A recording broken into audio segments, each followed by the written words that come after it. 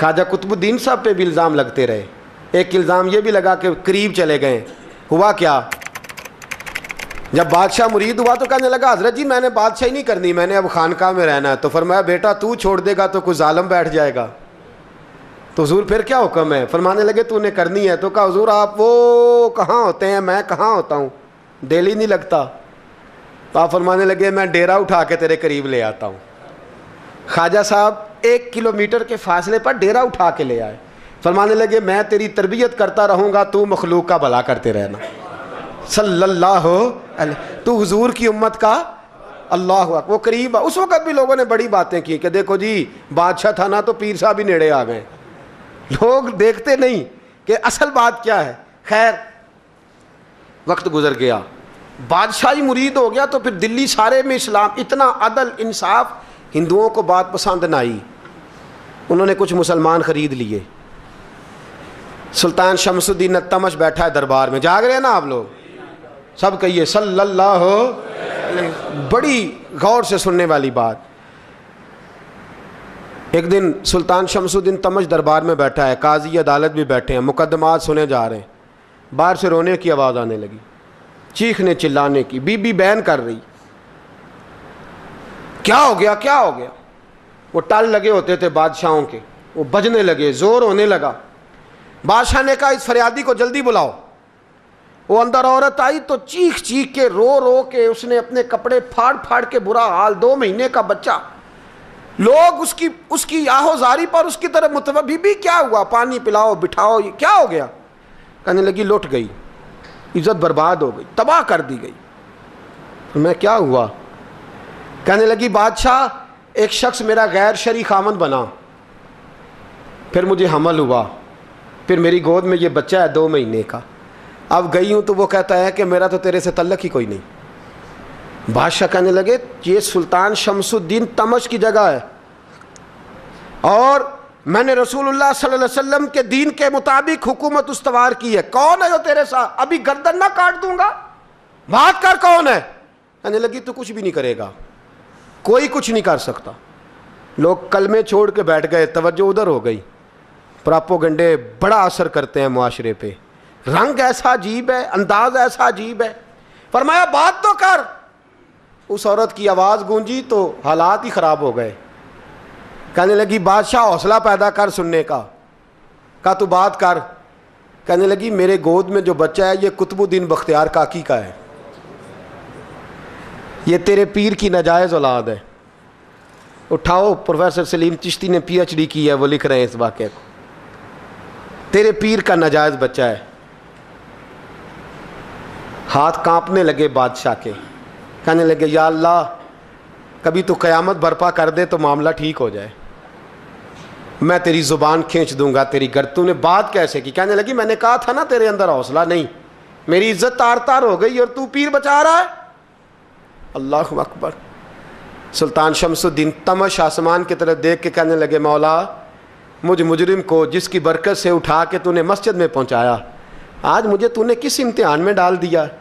یہ کیا رنگ تو نے زندگی کا بنایا ہے. کہنے لگی بلا اسے, اڑا اب گردن. اللہ اکبر. خواجہ قطب الدین بختیار کاکی, ذرا اس جگہ پہ اپنے آپ کو کھڑا کر کے دیکھ میرے دوست.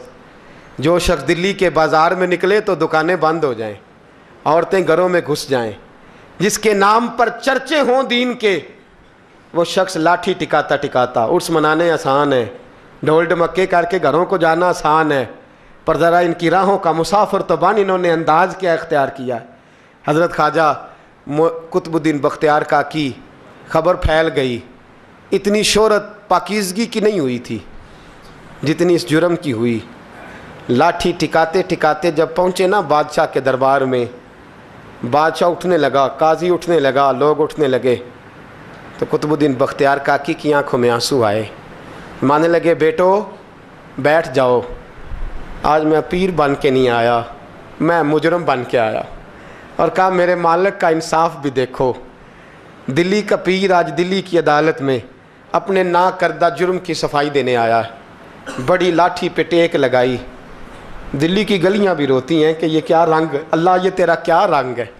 یہ تے میں گڈی تے ہاتھ ڈور سجن دے, ਉਹ ਜਿੰਜ ਰੱਖੇ ਉਂਝ ਰਹਿਣਾ, ਵਾਜਬ ਨਹੀਂ ਜੇ ਵਿੱਚ ਸ਼ਰੀਅਤ, ਮੰਦਾ ਖਸਮ ਨੂੰ ਕਹਿਣਾ, ਇਹ ਤਨ ਮੇਰਾ ਕੰਗੀ ਹੋਵੇ, ਮੈਂ ਜ਼ੁਲਫ ਸੱਜਣ ਦੀ ਵਾਵਾਂ, ਪੋਸ਼ ਮੇਰੇ ਦੀ ਜੁੱਤੀ ਬਣ ਜਾਏ, ਮੈਂ ਯਾਰ ਦੀ ਕਦਮੀ ਆਵਾਂ, ਮਾਰੋ ਮਾਰੋ ਮੈਨੂੰ ਮਾਰ ਮੁਕਾਓ, ਕੋਈ ਯੂਜ਼ਰ ਨਾ ਪੇਸ਼ ਲਿਆਵਾਂ, ਜੇ ਸੋਹਣਾ ਹੀ ਮੇਰੇ ਦੁੱਖ ਵਿੱਚ ਰਾਜ਼ੀ, ਜੇ ਸੋਹਣਾ ਹੀ ਮੇਰੇ ਦੁੱਖ ਵਿੱਚ ਰਾਜ਼ੀ, ਤੇ ਮੈਂ ਸੁੱਖ ਨੂੰ ਚੁੱਲ੍ਹੇ ਡਾਵਾਂ, ਪਰ ਯਾਰ ਫਰੀਦਾ ਜੇ ਕਦੀ ਮਿਲ ਪਏ ਸੋਹਣਾ,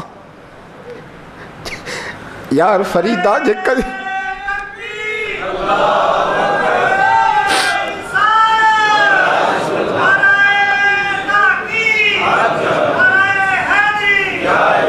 ਜੇ ਕਦੀ ਮਿਲ ਪਏ ਸੋਹਣਾ, ਬਸ ਉਹਨੂੰ ਰੋ ਰੋ ਹਾਲ ਸੁਣਾਵਾਂ। ਟੇਕ ਲਗਾਈ ਹੈ, कहने लगी बीबी बोल दे गवाही, कहने लगी बीबी रब जानता है, रब का रसूल जानता है, पर मैं तुझे नहीं जानता, तू कौन है। कहने लगी अच्छा, वो लोगों को भेज के तहज्जुद के बहाने पिछले दरवाजे मुझे अंदर बुलाना, रब तेरा भूल जाना। फिर रोने लगी, फिर मकर करने लगी। मुझे बताइए ऐसा कोई मुकदमा हो तो लोग क्या कहते हैं? यकदम हालात बदलते हैं कि नहीं बदलते? दिल्ली का माहौल ही बदल गया, सारा सारा रंग ही बदल गया। वो औरत तो हिंदू थी, उसने तो झूठ मूठ के कलमे भी पढ़ रखे हैं। अल्लाह अकबर। ख्वाजा साहब पूछते हैं गवाह है कोई तेरे पास? तो 4 कलमा पढ़ने वाले खड़े हो गए।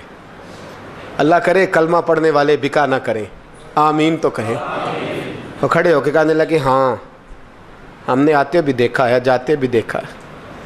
ख्वाजा कुतुबुद्दीन साहब ने नज़र उस्मान की तरफ उठाई, कहने लगे अच्छा जो तेरी मर्जी, मैं गुड्डी ते हथ डोर सज्जन दे, वो जिंज रखे उंज रहना है, वाजिब नहीं विच शरीयत, मंदा खसम नू कहना। कहने लगे सुल्तान यार एक रात की मोहलत नहीं दे देता। मैं सवेरे सुल्तान भी रो पड़ा कि पीर साहब मैं नौकर और मैं मोलते, अच्छा हुजूर जैसे मर्जी। बाहर निकले, खादम कहने लगा हुजूर सवारी पे बैठ जाएं। वो मानने लगे नहीं यार आज पैदल जाना है। इस दिल्ली के चौंकों ने मुझे बड़ी सलामियाँ दी है, ज़रा मैं देखूँ तो सही दिल्ली के बाज़ार मेरी रसवाई पे क्या कहते हैं। मुझे ज़रा ये पत्थर भी खाने दे, इनका जायका भी। पैदल गए, दुनिया सो गई तो दिल्ली के बादशाह ने अजमेर की तरफ मुँह किया। ख्वाजा मोइनुद्दीन हयात थे। बेखबर हो जो ग़ुलामों से वो आका क्या है, बेखबर हो जो ग़ुलामों से वो मुँह किया। कहने लगे मोइनुद्दीन मैं कोई लवारस तो नहीं ना, मैं कोई लवारस हूँ कि यहाँ जो मेरे साथ मर्जी हो जाए। तेरी मजबूरियाँ दुरुस्त, मगर तेरा वादा था साथ देने का वक्त आया है। मैं कोई लवारस नहीं कि अब तू अजमेर में बैठा रहे और मैं दुख सारा अकेले बर्दाश्त करूं। बुढ़ापे का मुझे भी पता है, कमज़ोरी का मुझे भी पता है, ज़ोफ़ का मुझे भी पता है, पर तत्ती थोड़े थकड़े खानदड़ियाँ, मैं भी तो तेरे नाम तो मुफ्त भी खानदड़ियाँ। मुझे भी तो पता है ना मनम गुलाम ने अली हैदरी यम कादरी यम तमज़ अहमद रज़ा खामी ज़नम। मैंने भी तो अपना नाम नहीं ना जपा, तेरा ही जपा है सारी ज़िंदगी। ये लफ्ज़ कहे, कहते मैं रोया। आँख लगी तो हज़रत ख्वाजा मोइनुद्दीन साहब ख्वाब में मिले। कहने लगे कुतुबुद्दीन मेरा इंतज़ार करना, मैं पहुँच रहा हूँ। मेरा इंतज़ार करना, मेरा इंतज़ार। क्या कहा मियाँ साहब ने? कहते हैं माली दा कम पानी देना, फल कच्चे होण या पक्के, ये पीर मुरीद दे सिर ते ही रहिंदा है, झूठे होण या सच्चे। मैं आया, फिक्र ना करना। हज़रत सवेरे उठे, फिर गए अदालत। फिर कहा ना भाई प्रोटोकॉल, मुजरमों का प्रोटोकॉल नहीं होता, मैं अकेला जाऊंगा। जिसके आगे पीछे नारे होते तने तनहा। 2-4 मिनट ज़्यादा ले लूँ आज आप हजरात। कहते मैं पहुंचा अदालत और जाके जब कहा ना कि हाँ जी हुजूर बताइए, गवाह भी खिलाफ है, मुकदमा बोलें। तो कहने लगे मुझे मेरे शेख ने हुक्म दिया है कि मेरा इंतज़ार करना। फिर वो जो बातें करने वाले थे कहने लगे जी कौन गया था अजमेर, कौन आया है वहाँ से, हमें रूहानी बातें ना बताई जाएं। यहाँ से तो एक दिन में पहुँचा नहीं जा सकता, ट्रेन भी 36 घंटे लेती है दिल्ली से जाने में। तो कहा यह कैसे हो सकता है, कोई रात को रात आपको खबर हो गई, आप केस को लंबा ना करें। बादशाह मुरीद है, लगता है कि ये रातों रात भगा देगा पीर को। اتنی باتیں خواجہ صاحب نے سنی. جب بے گناہ آدمی کو یہ باتیں سننی پڑتی ہیں پھر دل بڑا ٹوٹتا ہے, پھر بڑی تکلیف ہوتی ہے. حضرت کہنے لگے یارو تمہاری مرضی. شمس الدین تمش کی آواز گونجی, فرمایا جیسے انہوں نے کہا ویسے کیا جائے گا. 3 دن کے لیے عدالت برخاست کر دی جاتی ہے. چیم گوئیاں ہونے لگی, پھبتیاں کسی جانے لگی. تیسرے دن شام کا وعدہ تھا, چوتھے دن عدالت جانا تھا. قطب الدین بختیار کاکی کے پاس لوگ آ کے افسوس کرتے تو آپ بولتے نہیں. یہاں تو لوگ صفائیاں دیتے ہیں, بولتے نہیں. فرماتے یار میں گڈی تے ہاتھ ڈور سجن دے, وہ جینج رکھے, میں اونج ہی رہنا ہے, جیسے اس کی مرضی ویسے. جیڑیاں گڈیاں آپ پہ اڈیاں ہو نہ چڑھن اونچائیاں, وہی گڈیاں اونچیاں اڈیاں جڑیاں سائیاں آپ چڑھائیاں. فرمایا ٹھیک ہے جیسے وہ رکھے میں راضی ہوں. اللہ اکبر. تیسرے دن کی مغرب کا وعدہ تھا. جب مغرب کا سورج ڈوب گیا نا, بڑے قافلے اجمیر سے آئے پر معین الدین نہ آیا. وعدہ کیا تھا یار نے آؤں گا دن ڈھلے. وہ خواجہ غلام فرید صاحب رحمۃ اللہ تعالیٰ علیہ فرمایا کرتے تھے نا, کوا کھانے لگا آنکھیں تو کہنے لگے کاغا اے تن سارا ہی کھائیو, میرا چن چن کھائیو ماس, میرے 2 نین نہ کھائیو, مینو پیا ملن دی آس. نے کہا سارا کھا جا, آنکھیں چھوڑ دے. اس نے کہا تھا میں آؤں گا, انتظار لمبا ہو گیا ہے پر میری امید تو نہیں نہ ٹوٹی. مغرب کی اذان ہوئی تو لوگ کہنے لگے لو جی اب بس ہو گئی.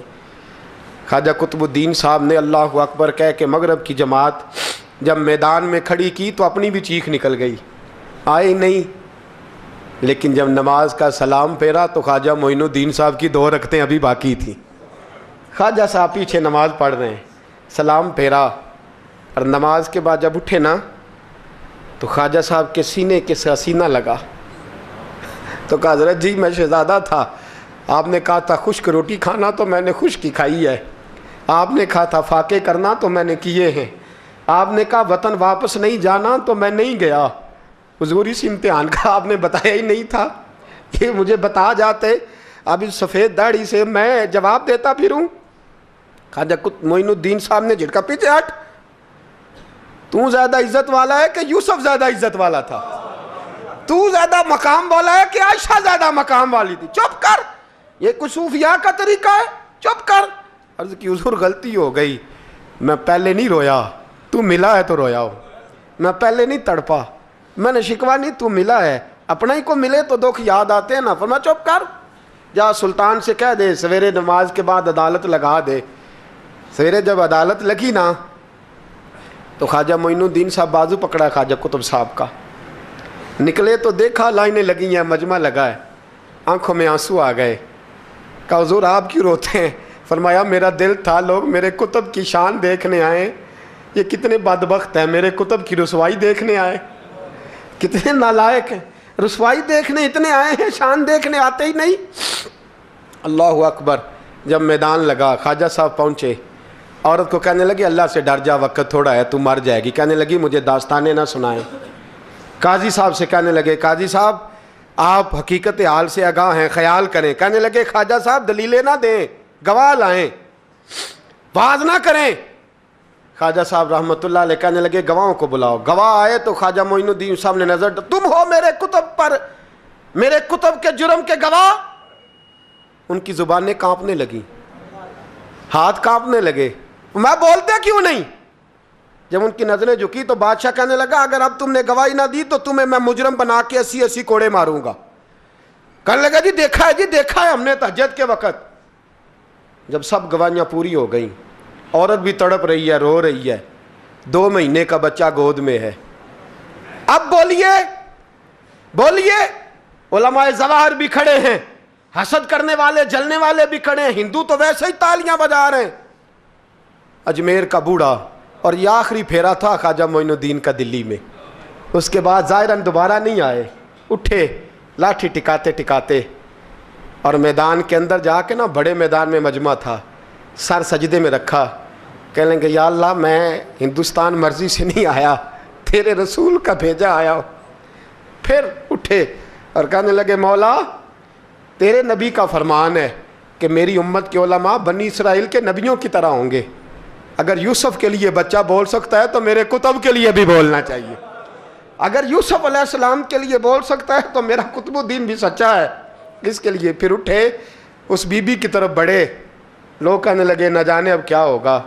جب اجمیر کے بادشاہ نے, عطا رسول نے, ہند الولی نے, امام الاولیاء نے کپڑا کھینچا اور کہنے لگے وہ بچے تو جانتا ہے نا تیرا باپ کون ہے, 2 مہینے کا بچہ.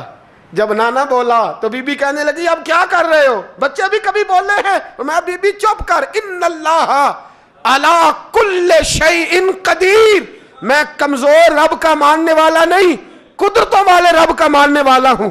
وہ چاہے تو بچے بھی بولتے ہیں. قرآن کہتا ہے حضرت عیسیٰ بولے تھے انی عبداللہ آتانی الکتاب. مریم بھی تو ولی اللہ تھی, وہ نبی تو نہیں تھی. اگر ولی اللہ بنی اسرائیل کا ہو بچہ بول سکتا ہے, تو اگر ولی اللہ محمد عربی کی امت کا ہو تو بچہ پھر بھی بول سکتا ہے. یوں کپڑا ہٹایا, بچہ بول. 2 مہینے کا بچہ ماں کی گود میں اٹھ کے بیٹھ گیا اور بچہ بول کے کہنے لگا السلام علیکم یا ولی اللہ. جب یہ لفظ ادا کیے تو نعرے لگنے لگے, لوگ رونے لگے. بی بی بے ہوش ہو کے گری, فرمانے لگے مجھے سلام نہ کر, میرے کتب کی بات بتا. کہنے لگا قسم ہے اللہ کی عزت کی, وہ سامنے مجمع جو سردار بیٹھا ہے وہ میرا باپ ہے. قطب الدین تو بے گناہ ہے, قطب الدین تو بے گناہ ہے, میرا باپ تو وہ بیٹھا ہے. یہ قاضی بھی سازش میں شریک ہے. کئی مسلمان خریدے گئے, یہ گواہ خریدے گئے. جب گواہی ہو گئی, بچہ یہ لفظ کہہ کہ اللہ اکبر کہتا ہوا پھر چپ کر گیا. خواجہ قطب الدین صاحب کا بازو پکڑا, خواجہ معین الدین صاحب نے مجمع سے باہر نکلے. لوگ کہنے لگے حضور آپ کچھ بولتے نہیں. فرمانے لگے جس نے بولنا تھا وہ بول چکا ہے, جس نے بولنا تھا وہ جو جادو وہ جو سر چڑھ کے بولے. فرمایا تم نے افواہوں پہ نظر رکھی اور میں نے اللہ کی قدرت پہ نظر رکھی. تم نے اس کے کردار کو جھنجھوڑا اور میں نے اس کے کردار کو تعمیر کیا. حضرت سلطان شمس الدین تمش بھی پیچھے دوڑے, کہا حضور کہاں لے جا رہے ہو. فرمایا کتب میرا ہے, میں جمائر ساتھ لے کے جا رہا ہوں. اب میں نے اپنا بچہ تمہارے سپرد, اب میرے پاس رہے گا. تم نے ستایا میری اولاد کو, اب یہ میرے پاس رہے گا, میں نے نہیں تمہیں دینا. لوگ راہیں بچھا کے, نظریں بچھا کے بیٹھ گئے, پاؤں میں گر گئے. کہنے لگے حضور ہمارے لیے نہیں, رسول اللہ کے دین کے لیے, ہمارے لیے نہیں, تعمیر شریعت کے لیے, ادائے سنت کے لیے چھوڑ جائیے. خواجہ صاحب کہنے لگے قطب الدین جا, تجھے چھوڑ کے جاتا ہوں.